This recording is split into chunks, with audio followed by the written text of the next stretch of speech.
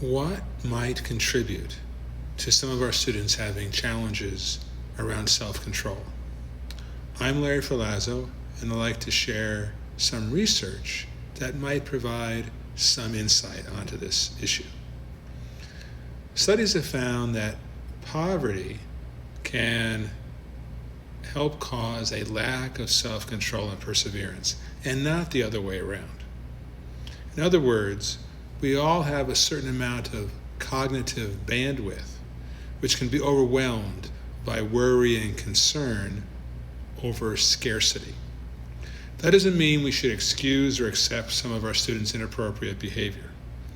It does, though, help us understand what might be going on behind it. It also doesn't just mean that poverty affects the amount of cognitive bandwidth we might have. For example, some immigrant students might be spending a lot of time worrying about their families in Central America or Mexico who are being impacted by gang violence. By building relationships with students, we can learn what's going on in their lives.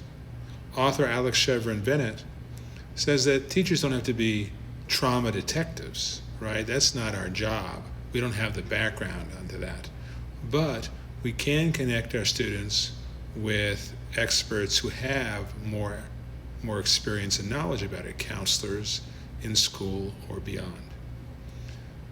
We can also help our students identify triggers in the classroom that might precipitate instances of lack of self-control. For example, if there are particular students that they might be sitting near, we can remove them from that situation if it tends to trigger self-control issues. We can work with them, with students, to identify strategies on how to regain a greater sense of self-control, or as much as they can in light of their circumstances. How do you handle it, non-punitively in particular, around self-control in your classroom?